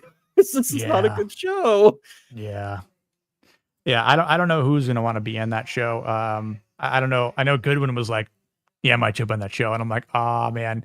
So I don't remember what Vex said. I don't remember if she said she liked it or thought it was good. I know Leon really enjoyed it. So I mean, I know that Leon also has tinfoil haters. So not sure where he would kind of fit in terms of jumping in, but that doesn't mean we can't absolutely praise or properly destroy the show if it's poorly written, much like Alien Earth. So we'll see. But another manly show, Tulsa King.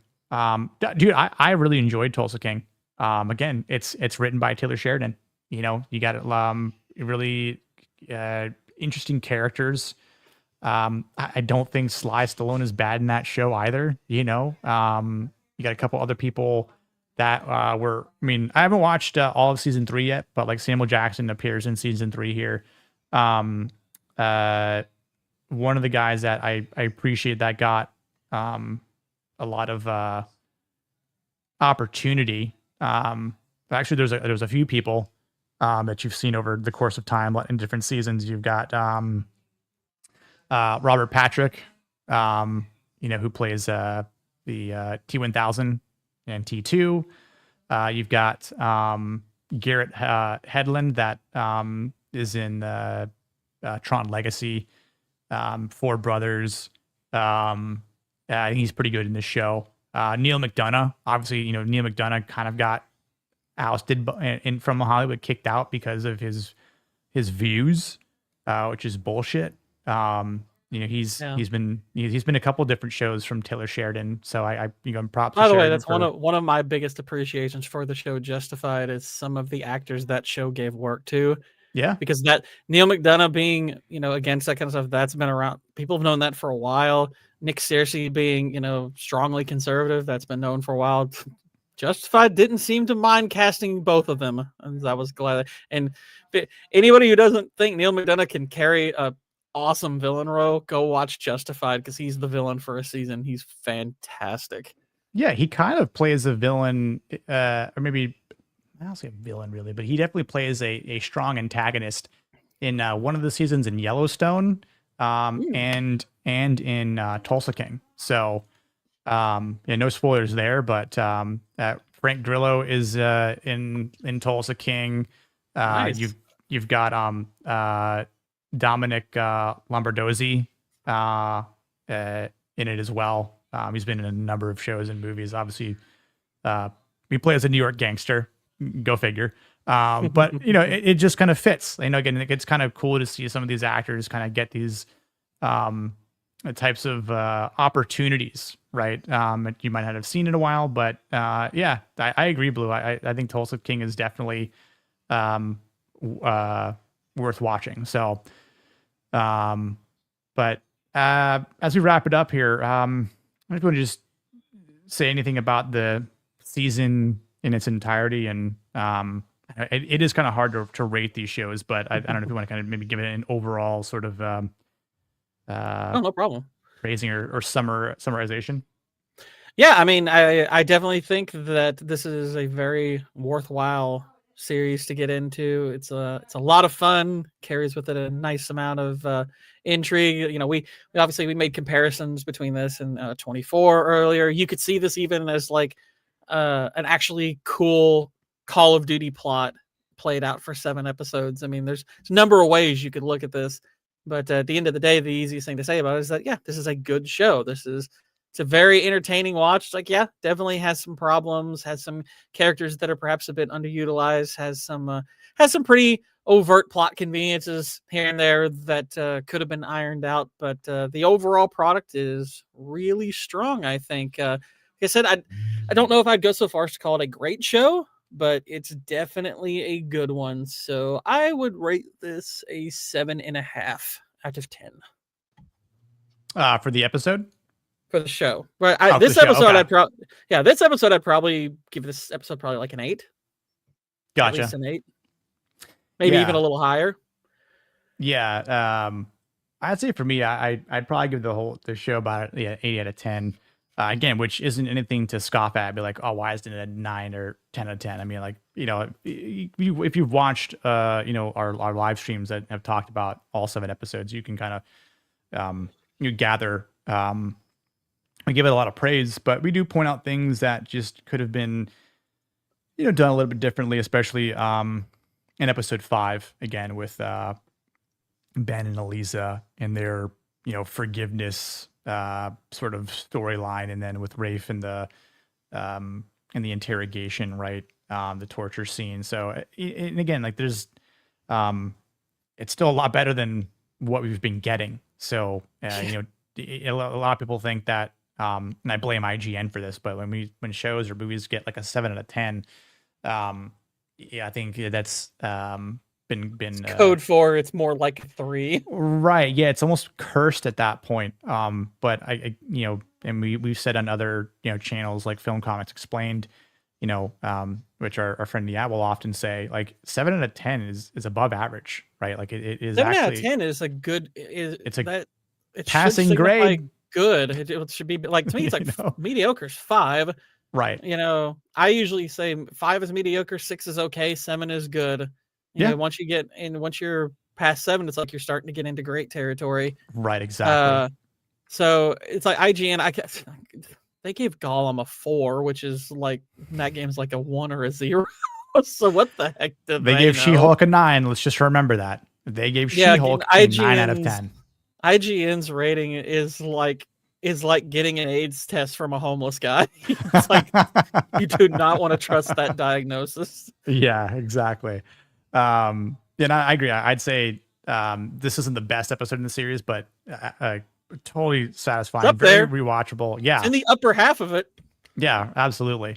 And again, I'd probably give this episode like an 8.5, maybe at the most, but still, it's definitely one of the better episodes of this season, and 7 episodes worth. And yeah, I'm just really looking forward to what comes next. Which is going to be the Terminalist season 2. Definitely we'll be covering that when it comes out. We don't have an actual release date yet. And I don't know if we're going to be covering or talking about another show when that happens. If that's the case, whatever we're talking about will get dropped, and that show will take priority. Because I cannot wait. It's going to be a hot and very trendy show to talk about, and that's what we like to talk about here for the most part. And then after this week, so we've got let's see, Fallout comes out on December 17th, I believe, or 17th or 18th. Okay. So we've got December 2nd next week, the 9th and the 16th. So 3 weeks before we essentially start covering Fallout. I don't know what we're going to cover yet. Stay tuned. So number 1, subscribe to the channel. Stay tuned for events. I'll probably post some sort of an actual post as to what we're covering. But also follow me on X for updates, and I'll probably definitely make an announcement there. And I'll talk with the panel as well and kind of see like what we want to do. I was maybe thinking of doing like a bit of a tier list of maybe shows that have come out this year. And I know we probably haven't seen, I know for a fact I haven't seen every show that's come out this year, but maybe collectively we can throw something together. Or if people in chat have seen certain shows, then we can certainly do something like that. And for additional feedback. And then I was thinking maybe the week before, so maybe like December 16th or maybe the 9th, we'll do a bit of a rehash of Fallout. I'm probably not going to watch the whole season again. I'll do some readings at that point, and I remember most of it, but so we'll probably do something like that as well. And again, collectively, I think we'll probably maybe throw some individual theories out there of what we're going to be getting. Maybe we'll throw the season 2 trailer on as well, and we kind of pause that along, and maybe just throw some things out there. Peaky Blinders, love Peaky Blinders. I know those seasons are rather short. I certainly wouldn't mind talking about them at some point. I would say the timing could be right whenever we're getting that infamous Peaky Blinders movie that has been in the works for God knows how long here. But I love Peaky Blinders. Cillian Murphy is obviously fantastic as Mr. Shelby. Pacific Wayland, that would be a show that we would probably cover and break down on like Masculine Mondays, like we talked about doing Band of Brothers on Masculine Mondays, and we would probably cover a couple episodes at a time. So maybe like 1 week, we'll cover 2-3 episodes, and then same thing following we'll do the same. So it could be like a 4 to 5 week event, almost like a mini series limited event on the show, something like that. But not sure when that'll happen, but that has been discussed. Lonesome Dove. It's a Weaston. Potentially. Never speak about Game of Thrones again. It'll be too soon. I don't know if we're going to cover that show ever.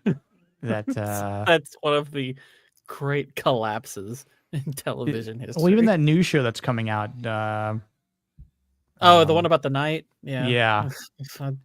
wasn't impressed by the trailer. I mean, I've heard good things about House of the Dragon, so I'm kind of following what I'm hearing about it from certain creators who I trust to see if House it's of going to be Dragon. worthwhile. But House of Dragon season 1 was great.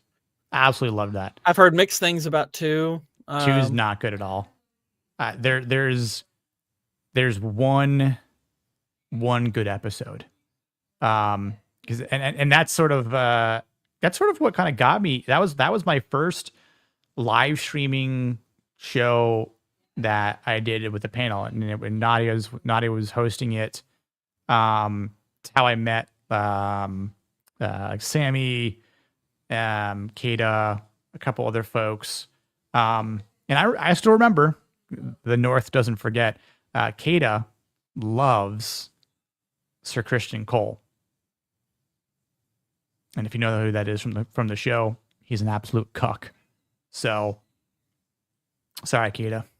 I had to remind people that I think he even got a shirt, a Christian Cole shirt that he wore at one point too. So, but yeah, season 2 is awful. I have no idea what happens or what's happening with exactly, Waylon. Yeah. So let Kata know next time you're on stream with him. Just throw that out there. And if he says nah, like, if he says that he is, but I thought you have a shirt, and you were supportive of him. I mean, he does like men's feet. So he likes men's feet. He likes feet. Nah, he likes men's feet. But no, he just likes feet. Has he been fooled with men's feet before? Did he fall for a man foot trap? Yeah, like look, it's a female's foot, but that female has an Adam's apple, perhaps. So, no, he is just into feet. But yeah, I don't think we'll ever cover a Game of Thrones series on this channel, because I mean that is something I'd rather do videos on. And I mean, I think conversely, we could have been talking about Landman season 2, but I am doing videos on that weekly. I'll have my episode 2 video out probably tomorrow, so stay tuned for that. That is a great show. I know Shieldwall I mentioned earlier that Landman is great. Billy Bob Thornton is fantastic in that. Again, another great show with or at least another good show with Taylor Sheridan at the helm, So again, I don't think if he was at Paramount, who knows what kind of shape they would be in, honestly. But that kid is basically like Lord Lairs gooning on Queen feet. Yeah, you might remember that Shield Wall, I think, too, right?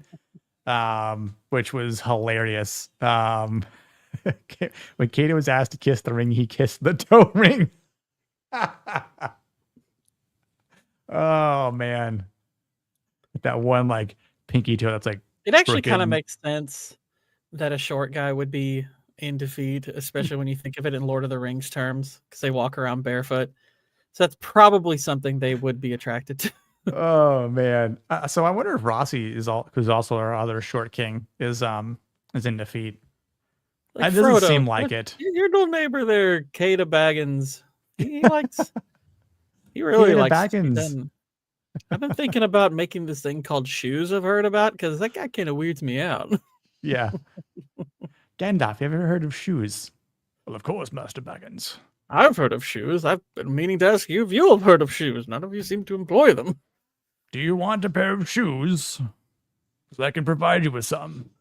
I'm sure I could find some from Gondor. Or maybe some elven shoes, bit pointy, but yeah, maybe you can widen them to fit your hobbit feet. I wonder if he was traumatized the first time watching and saw hobbit feet. Do you think Kato was like the same age as like Toph when he watched like Avatar: The Last Airbender? And he's like, yeah, I need to hook up with a blind chick who has to see with her feet. I wonder, that'd be good like super chat for him to read.